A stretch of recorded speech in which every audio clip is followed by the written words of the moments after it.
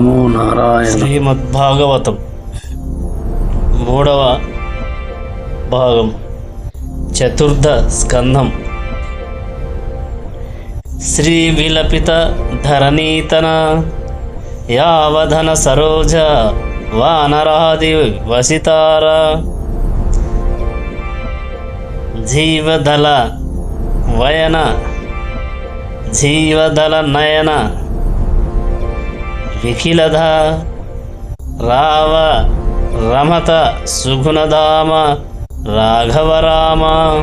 పరీక్షిన్ మహారాజా స్వయంభున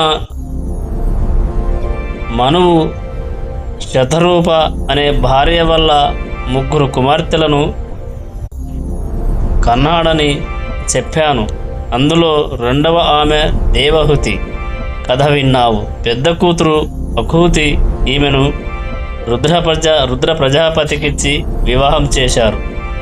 శ్రీ మహావిష్ణువు ఈమె గర్భాన శ్రీయజ్ఞుడు అనే పేరుతో పుట్టాడు.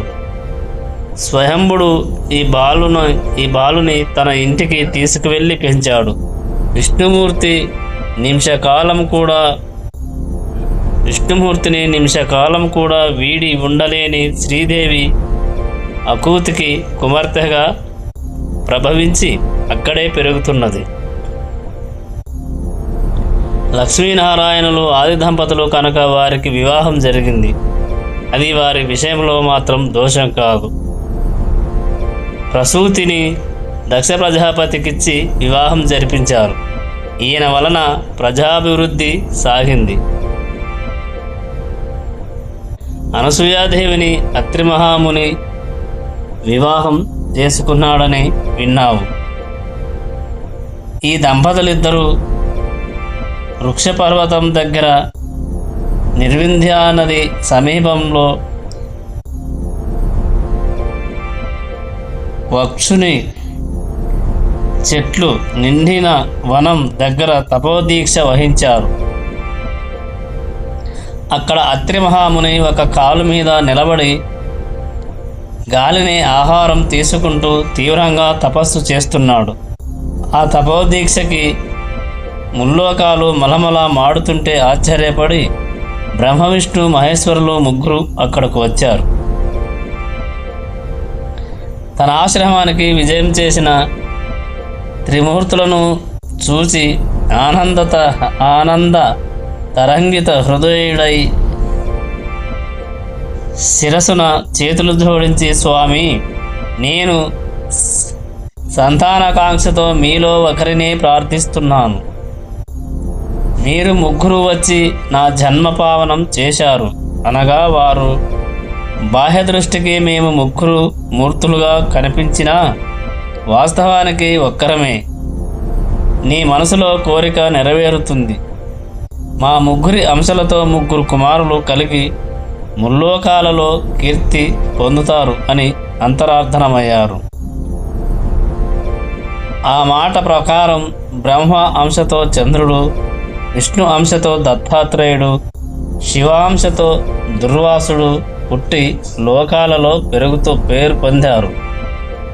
దక్ష ప్రజాపతి కూతురు స్వహాదేవిని అగ్నిహోత్రుడు పరిణామమాడి పావకుడు వనమానుడు శుచి అని 3 కొడుకులను అన్నాడు. దక్షయజ్ఞం. దక్ష ప్రజాపతి కూతురు సతీదేవి పరమశివుని వరించింది. వారు భయులు అన్యోన్యానురాగంతో దాంపత్య జీవితం గడుపుతున్నారు. అలా ఉండగా ఒకనాడు సత్రయాగం చేస్తున్నారు బ్రహ్మవేత్తలు. అక్కడకు దక్ష ప్రజాపతి వచ్చాడు. అందరూ లేచి నిలబడి స్వాగత మర్యాదలు నడిపించారు. సదస్సులలో ఉన్న చతుర్ముఖ ప్రజాపతి పరమశివుడు మాత్రం కదలకుండా తమ ఆసనాల మీద ఉన్నారు. దక్షుడు నెమ్మదిగా చతుర్ముఖుని సమీపించి అభివాదం చేసి తనకు యోగ్యమైన ఆసనం మీద కూర్చున్నాడు. సుఖానసీనుడైన శివుని వైపు చూస్తూ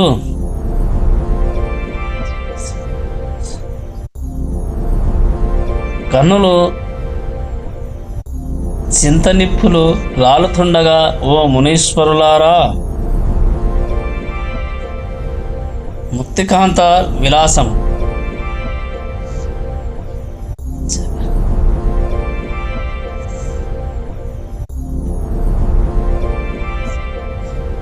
జగహ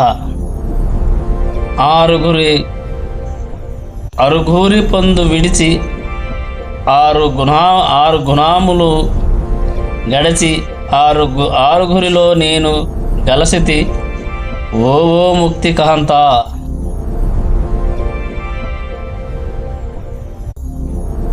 ఆరుగురికి పరముదేలిపితి,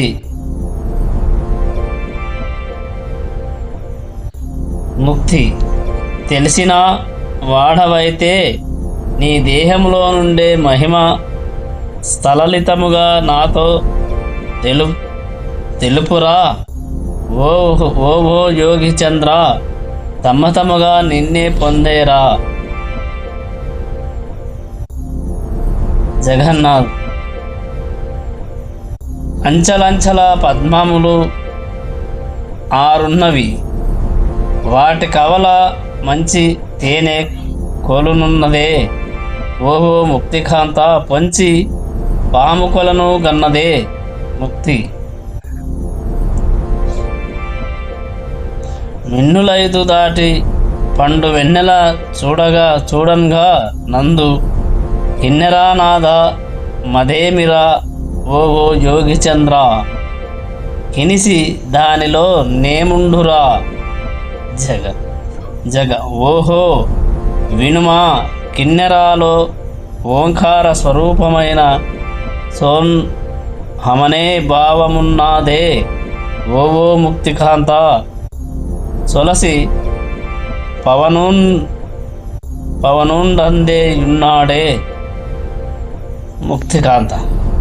ఈ విధమున నుండే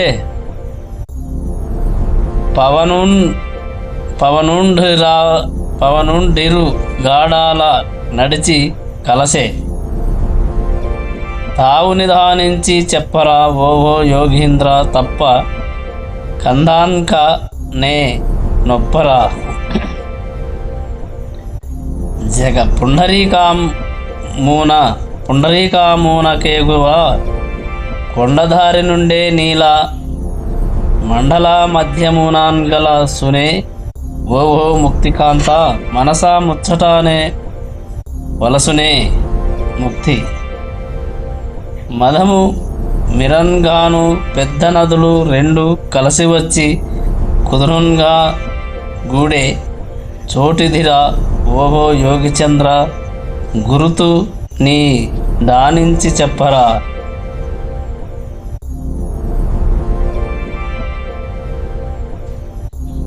కందుననే నీ నొప్పరా. దక్షుడు ఎలా అయినా రుద్రుడు లేని యాగం చేయాలని నిశ్చయించినవాడు. అందుకు బృహస్పతి యజ్ఞం అనేది తాగింది. వచ్చిన నిఖిల దేవగణాలు ముని బృందాలను ఉచిత రీతిన సత్కరించి పంపించాడు.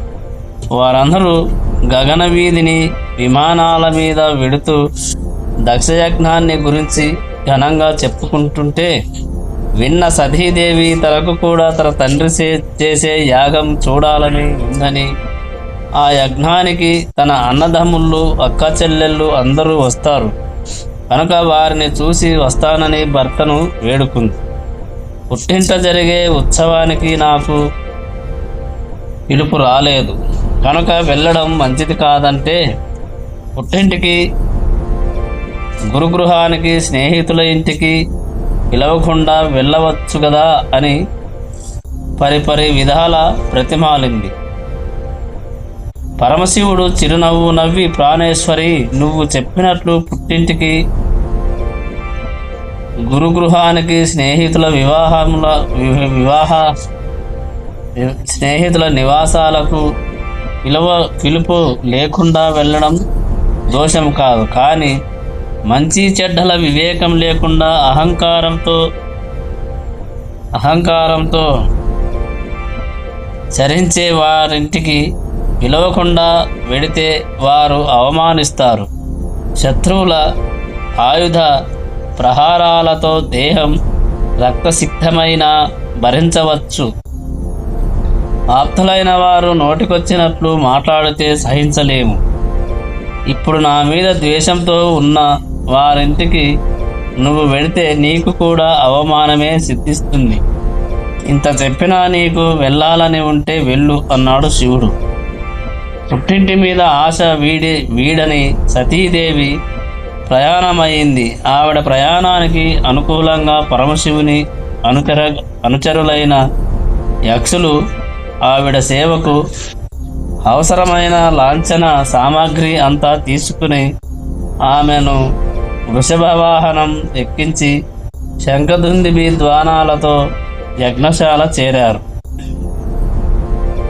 దక్షునికి భయపడి యజ్ఞ మండపంలోని వారెవరూ ఆమెను పలకరించలేదు. కన్నతల్లి చెల్లెళ్ళు ఆదరించిన తండ్రి తన వైపు కూడా చూడలేదు. ఈశ్వర తిరస్కారం, రుద్రరహిత యాగం చూసేసరికి ఆమెకు విపరీతంగా రోషం వచ్చింది. ఆమె వెంట వచ్చిన రుద్రగణాలు తను అధిపతిని అవమానించిన వారిని సంహరిస్తామని ముందుకు నడవగా వారిని వారించింది. సభావధులను చూస్తూ ఈ లోకంలో పుట్టే అందరినీ ప్రేమతో చూసే పరమశివునికి పక్షపాత భావం లేదు. అది తెలియక గర్వంతో ఈ దక్ష ప్రజాపతి ఆయనను అవమానించాడు. ఇటువంటి వారికి ఎదుటివారి సుగుణాలు కూడా దుర్గుణాలుగా కనిపిస్తాయి. ఉత్తములైన వారు తమ ఎదుటివారిలో దుర్గుణాలన్నీ సుగుణాలుగానే భావించి మన్నిస్తారు. ఒక్కమారు శివ శివ అంటే చాలు సర్వపాపాలు హరిస్తాయి. అటువంటి పరమశివుని అవమానించిన ఈ ప్రజాపతిని ఏమనాలి? శివనింద చేసిన వాని నాలుక కోసేయాలి.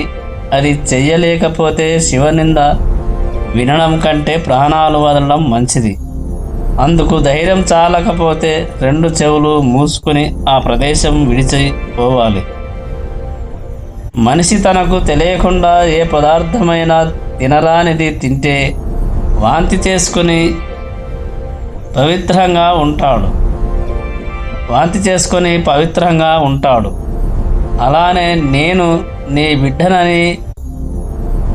బిడ్డను అనిపించుకోవడం కంటే హేయం లేదు కనుక ఈ దేహాన్ని వదిలిపెడుతున్నాను. అప్పటికీ కానీ నాకు శుద్ధి కాదు. నన్ను నా భర్త దక్షుల వారి అమ్మాయి అని పిలుస్తుంటే నా గుండె మండిపోతూ ఉంటుంది అంటూనే ఉత్తర దిక్కుగా తిరిగి కూర్చొని ప్రాణపానవాయువులను ఒకే వైపుకు నడిపి నాభి వద్ద నిలిపి ఉదానంతో కలిపి హృదయం దాకా నడిపి కంఠసీమ దాటించి భూమధ్యంలో కేంద్రీకరించి పరమశివుని ధ్యానిస్తూ యోగాగ్నిలో దేహాన్ని భస్మం చేసింది. యజ్ఞశాలలో రవాలు లేచాయి. రుద్రుని అనుచరులందరూ యజ్ఞ మండపంలోని వారిని సంహరించడానికి ఉద్యుక్తులు కాగా భృగు మహర్షి అభిచార హోమం చేసి యజ్ఞ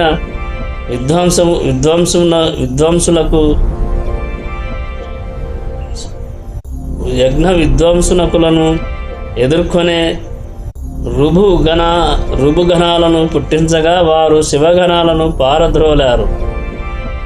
వార్త విన్న పరమశివుడు తీవ్ర క్రోధంతో జటాజూటం పెరికి నేలకు వేసి కొట్టగా మహాభీషణ రూపంతో వీరభద్రుడు అవతరించాడు. విభ్రమభ్రం కృణీల దీర్ఘ శరీరమమర ప్రజ్వలజ్వాలన దీప్తజ్వాలక జాల జాజ్వాల్యమాన కేశములు మెరయ చండదిగ్వేదండ శుంఠబదోర్దండ సహస్రధృతహేతి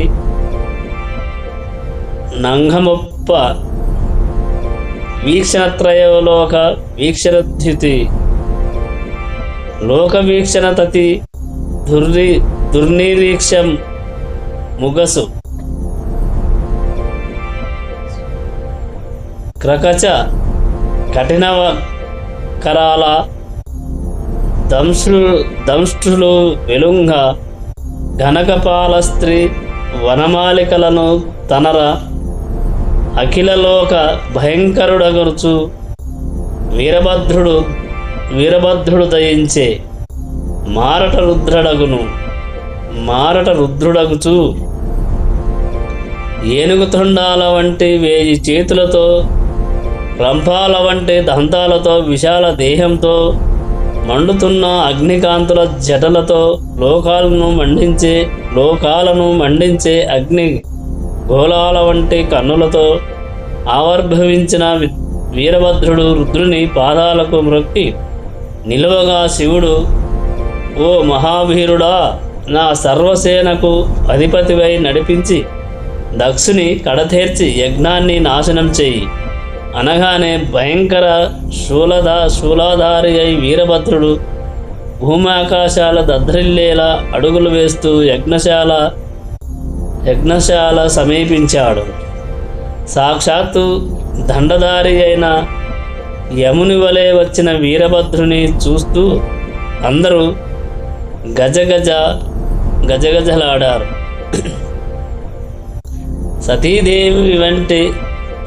సతీదేవి వంటి ఇల్లాలని పరాభవించిన దక్షుని పాపఫలం ఇది అనుకున్నారు. వీరభద్రుని అనుచరగణం యజ్ఞశాలకు ప్రవేశంలో ఉన్న మండపాన్ని ధ్వంసం చేశారు.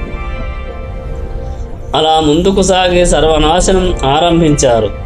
యాగశాలలోని వారందరూ భయంతో పారిపోతుండగా వీరభద్రుడు దక్షుని మణిమంతుడు భృగువును, చండీశ్వరుడు సూర్యుని, నందీశ్వరుడు భగుని పట్టి వేధించారు. నంది చేతులలో భగుని కన్నులు ఊడిపడ్డాయి. చండీశ్వరుడు సూర్యుని వల్ల ఊడబెరికాడు. సూర్యుని పళ్ళు ఊడబెరికాడు. భృగువుకు గడ్డం మీసం తీసేశారు. అప్పుడు దక్షుని పడగొట్టి వాడి గల కత్తితో ఎంత పొడిచినా దక్షుని చర్మం తెగలేదు.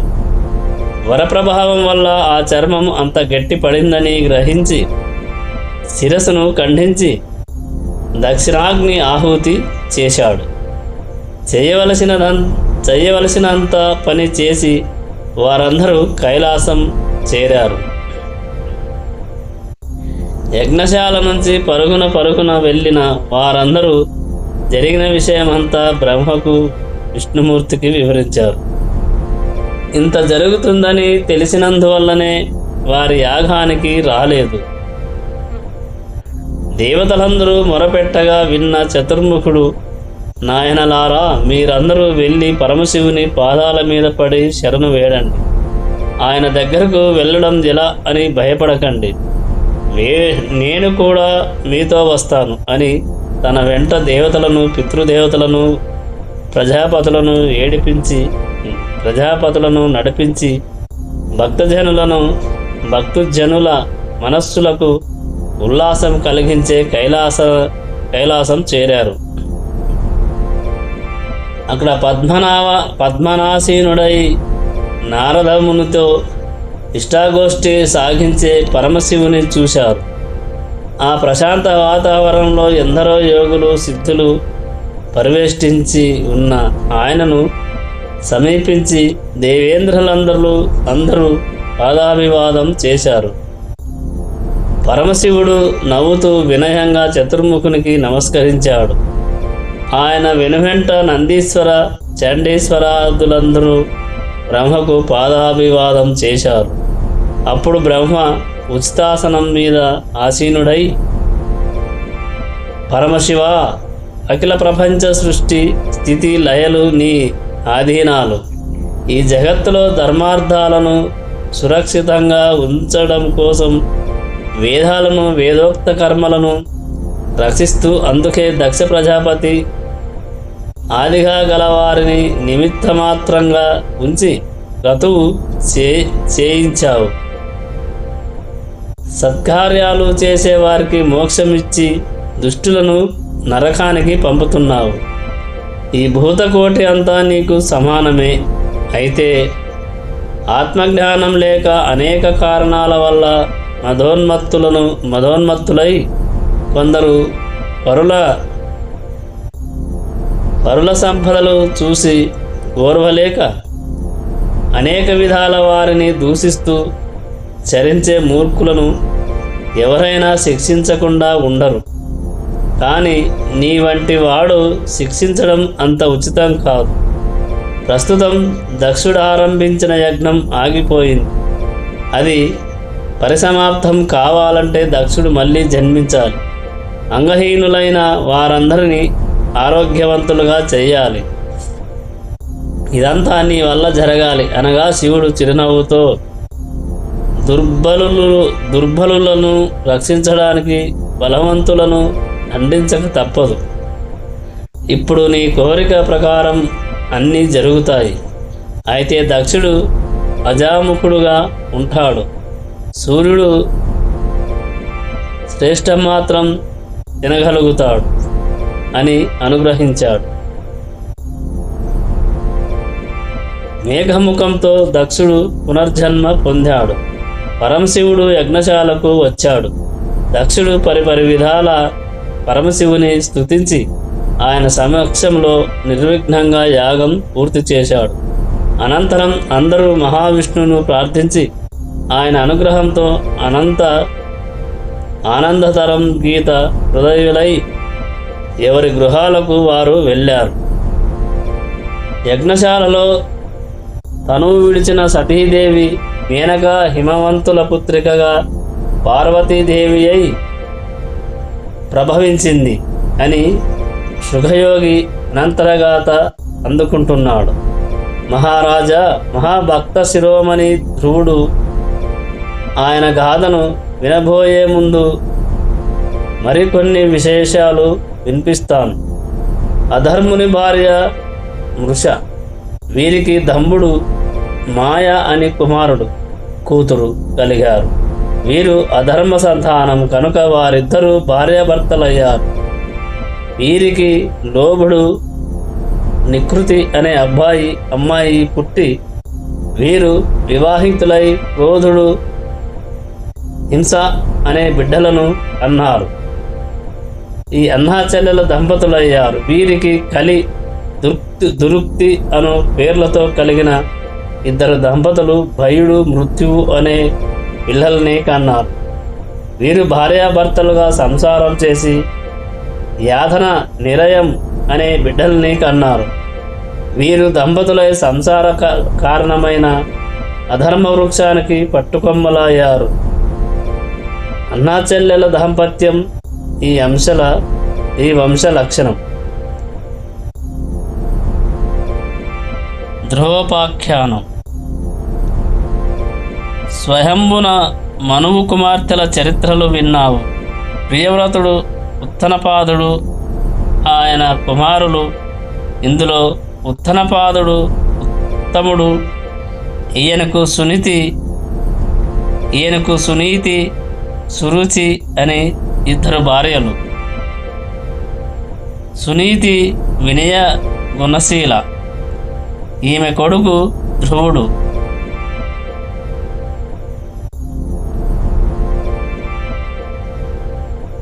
సురుచి కుమారుడు ఉత్తముడు.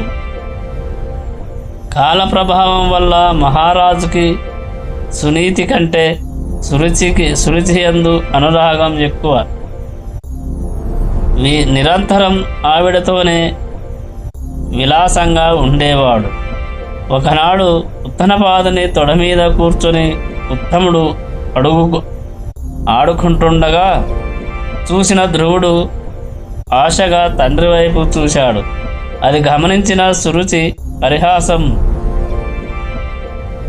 పరిహాసంగా, వెర్రివాడా, తండ్రి తొడ మీద ఎక్కే యోగం నీకుంటే నువ్వు నా బిడ్డవై పుట్టేవాడివి. నా సవతి కొడుకుకి ఆ అదృష్టం రాదు, ఇప్పటికీ మించిపోలేదు. శ్రీహరిని ప్రార్థించు, ఆయన అనుగ్రహించి నిన్ను నా కొడుకుగా పుట్టిస్తాడు. అప్పుడు మహారాజు నిన్ను ఆదరిస్తాడు అంది. ధ్రువుని లేత మనస్సు చివుక్కుమంది. గోలుగోలున ఏడుస్తూ తల్లి దగ్గరకు వెళ్ళాడు. జరిగిన విషయం తెలుసుకుని సునీతి, ఎందుకేడుస్తావు నాయనా? ఎవరు చేసుకున్న కర్మ వారు అనుభవించాలి. అగ్నిసాక్షిగా పరిణయమాడిన నన్ను దాసి కన్నా నీచంగా చూస్తున్నారు. ఆయన పరిహాసం చేసిన సురుచి మంచి మాటలు చెప్పింది. శ్రీహరి పాదధ్యానం వల్ల నెరవేరని ఆశ లేదు. మీ తాతగారు స్వయంభు మనువు శ్రీహరి సేవాకృతులు చేసి ఇలా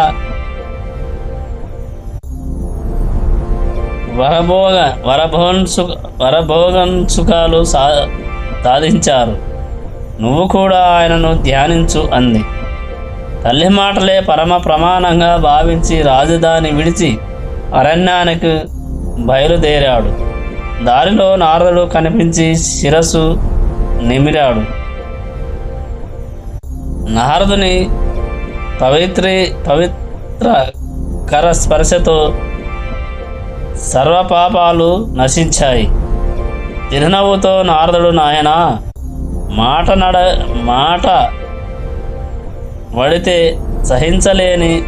పడితే సహించలేని క్షత్రియ వంశీయుని వలె ఉన్నావు. ఎక్కడికి వెళుతున్నావు అని ప్రశ్నించాడు. ధ్రువుడు, మహర్షి,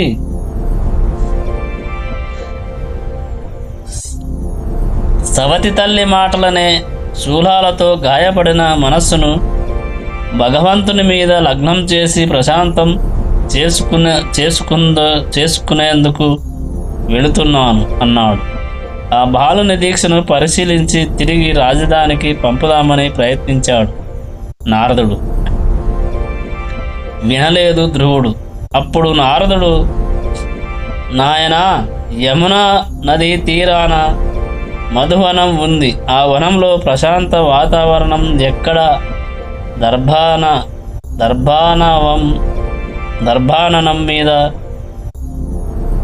దర్భాననం మీద ఆసీనుడవై ఇంద్రియాలను నిగ్రహించి ప్రాణాయామ నియమంతో శ్రీహరిని ధ్యానించు అని నారాయణ మంత్రం ఉపదేశించి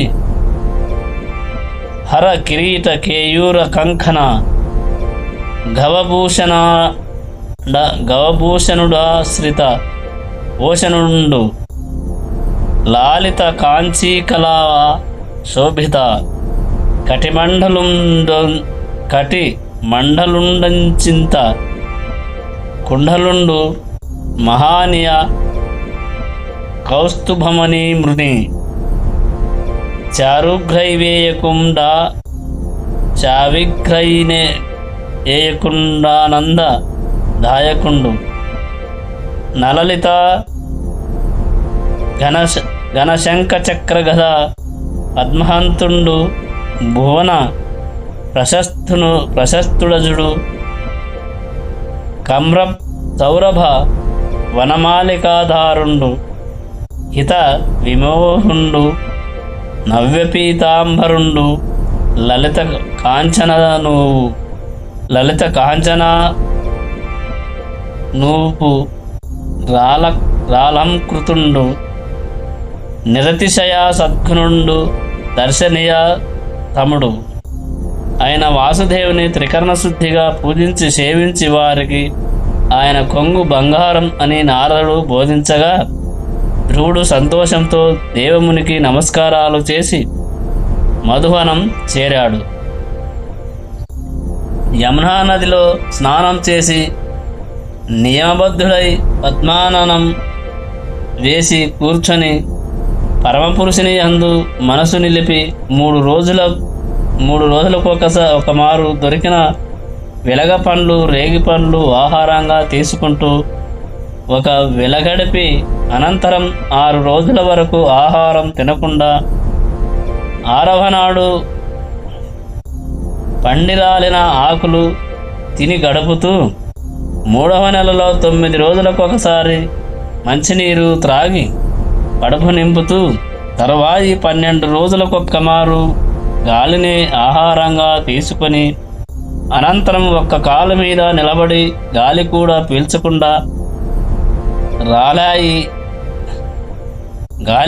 పీల్చకుండా రాయిలా ఉండి పరాత్పరుని ధ్యానిస్తూ గడుపుతుంటే ముల్లోకాలు గజగజలాడాయి. అంతతో దేవతలందరూ శ్రీహరిని చేరి చరాచర భూతకోటికి ఈ ఉపద్రవం నివారించమని కోరారు. అప్పుడు ఆయన మందహాసనం చేసి, భయపడకండి, ఉత్తానపాదుని కుమారుడు ధ్రువుడు నన్ను స్మరిస్తూ తపోదీక్షలో ఉన్నాడు. వాని తపోఅగ్ని తీవ్రత వల్ల ఈ ఉపద్రవం ఏర్పడింది. వానిని దీక్ష నుండి విరమింప చేస్తాను, మీరు వెళ్ళండి అన్నాడు. దేవతలందరూ వారి వారి నివాసాలకు వెళ్ళారు. మరుక్షణంలో శ్రీహరి ధ్రువుని ముందు ప్రత్యక్షం కాగా భక్త శిరోమణి పులకిత గాత్రుడై చతుర్భుజునికి పాదాభివాదం చేసి నిలబడగా పురుషోత్తముడు తన శంఖహస్తంతో వాని శిరను నిమిరాడు. అంతతో జ్ఞాని అయి నారాయణుని కీర్తిస్తూ, నీకు మృఖ్యద అత్యంత నియమమెప్ప భవ్య చారిత్ర పంకజ వత్రనేత్ర బిరసుబాకార నిత్యలక్ష్మి విహార అప్యాయానంద గోవింద హరిముకుంద అని ప్రార్థించి నిలబడ్డాడు. శ్రీహరి చిరునవ్వుతో, రాకుమారా, సప్తమహర్షులలో నిఖిల తారాగోళాలు సూర్యాది గ్రహమండలాలు నిరంతరం ప్రదక్షిణం చేసే ధ్రువక్షితి అనే స్థానం నీకు కల్పిస్తున్నాను. ప్రళయవేళ కూడా అది నశించదు. అక్కడకు చేరడానికి ముందు నువ్వు కొంతకాలం రాజ్యపాలనం చెయ్యాలి. ఆ సమయంలో కూడా నన్నే స్మరిస్తూ సత్కృతులు సాగించి పరమపదం పొందుతావు అని అదృశ్యమయ్యాడు. ధ్రువుడు ఇంటికి తిరిగి వచ్చాడు. రాజధానిలోని ప్రజలందరూ ఎంతో ఉత్సాహంతో స్వాగతం పలికారు. ఉత్థానపాదుడు ఆనంద బాష్పాలతో ఆలింగనం చేసుకుని రాజ సౌధానికి తీసుకువెళ్ళి పట్టాభిషిక్తుని చేసి వానప్రస్థాశ్రమం స్వీకరించి వెళ్ళాడు.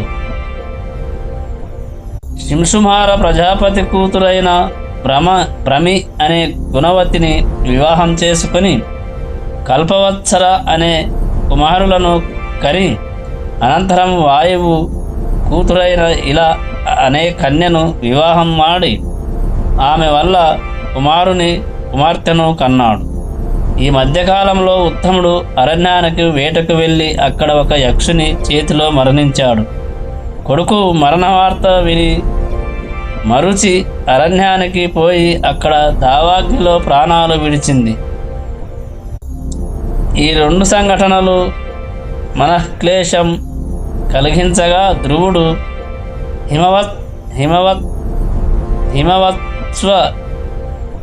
హిమవత్పర్వత ప్రాంతపులోయలో ఉన్న అలఘాపూరి చేరి యక్షులతో యుద్ధం ఆరంభించాడు. కొంతసేపు యక్షులు మాయాయుద్ధం చేసి ధ్రువుని చీకాకు పరిచారు. అంతలో మరింత ఆగ్రహం కలిగింది. అయినా వారి మాయాజాలాన్ని చిన్నాభిన్నం చేసే దారి తోచక ఆలోచిస్తున్న సమయంలో మునులు ప్రత్యక్షమై, నాయన నిఖిల మాయాలను సంహరించే శక్తి శ్రీహరి స్మరణతో కలుగుతుంది అని అదృశ్యమయ్యారు. ధ్రువుడు శ్రీహరిని స్మరించి నారాయణాస్త్రం ప్రయోగించాడు. అంతతో యక్షుల శక్తులు సన్నగిల్లాయి. ఆ అస్త్ర ప్రభావం వల్ల బయలుదేరిన వాడి బాణాలు వారందరినీ హింసించనారంభించాయి. కొందరు కాళ్ళు విరిగి, మరికొందరు తొడలు విరిగి చెవులు రాలి, చేతులు రాలి, పొట్టలు చీలి నానాయాతనలు పడుతుంటే స్వయంభు మనువు ప్రత్యక్షమై, ఏమిటి అరాచక కృత్యం, దేహాభిమానం కల పశుప్రాయులు చేసే పని ఇది. సర్వప్రాణికోటికి ఆదీశ్వరుడైన నారాయణుని సేవించి పరమపదం పొందిన నువ్వు ఈ పాపి కర్మ చేయరాదు. సహనం, భూతదయ, కరుణ, స్నేహభావం ఉన్నవాడివే శ్రీహరి కరుణిస్తాడు. సహనం, భూతదయ, కరుణ, స్నేహభావం ఉన్నవారినే శ్రీహరి కరుణిస్తాడు. మరొక్క మాట, వీరు నీ సోదరుని చంపారనే ద్వేషం వల్ల ఇంత చేస్తున్నానంటావు. వీరు నిమిత్త మాత్రులు, అంతా శ్రీహరి లీల వల్ల సాగుతుంటుంది. దుష్టజనుల పాలిట మృత్యురూపుడు, సజ్జనులకు అమృత స్వరూపుడు అయిన సర్వాంతర్యామి నారాయణుడు. ఆయన చరణార వింద సేవను మించినది లేదు.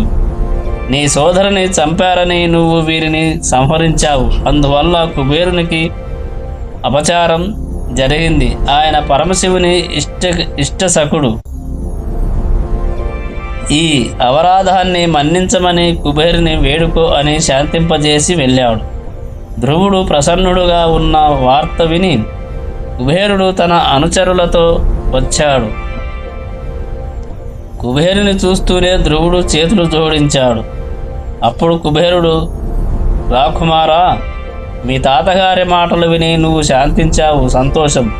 ఇక నువ్వు నిర్మల హృదయంతో విష్ణునామ స్మరణమే జీవిత ధ్యేయంగా సాగించు అని పంపించాడు. ధ్రువుడు తన రాజ్యానికి వచ్చి భూరిధావాలతో ఎన్నో యజ్ఞాలు చేసి పురుషోత్తముని యందు మననలు నిలిపి సర్వం హరిమయంగా చూస్తూ కొంతకాలం రాజ్యం చేసి కొడుకును సింహాసనం ఎక్కించి బదరికా వనం చేరి వినిర్మల నదీ జలాలలో స్నానం చేసి పద్మనాసీనుడై నారాయణస్మరణం ఆరంభించాడు. కొంతకాలానికి నందనందనులనై నారాయణ సేవకులు దివ్య విమానం తెచ్చి ధ్రువుని దాని మీద ఎక్కించి వైకుంఠం వైపు బయలుదేరగా, ఓ నారాయణ సేవకులారా, నా కన్నతల్లిని విడిచి రాలేను అనగా, వారు తమ ముందున్న విమానం మీద వాని తల్లిని చూపించారు. ఆనందంతో ధ్రువుడు నారాయణ పదం చేరాడు. జై శ్రీరామ్. మిగతాది రేపటి వీడియోలో తెలుసుకుందాం. ఓం నమో నారాయణాయ. రేపటి వీడియోలో వేణుడు, ఇది రేపటి వీడియోలో తెలుసుకుందాం.